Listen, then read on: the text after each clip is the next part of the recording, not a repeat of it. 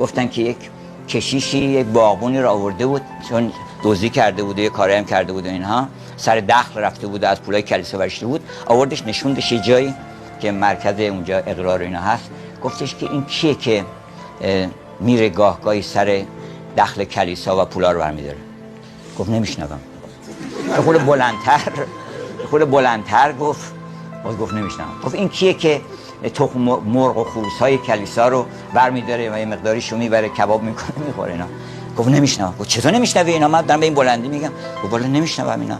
گفتش که شما خودتون تشبیه اینجا، من فکر میکنم اینجا خاصیتی داره که آدم نمیشنوه، کر میشه آدم. اینجا که میشینه آدم کر میشه.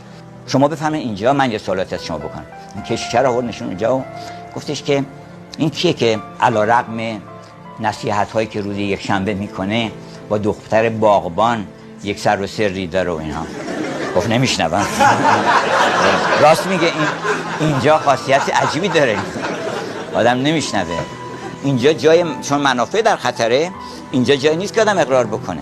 میخواد حقو بگه که نگی از دست میدی، اون فلان پولا رو از دست میدی، حقو نگو. نمیذاره، آدم زبون آدم لال میشه، آدم کر میشه.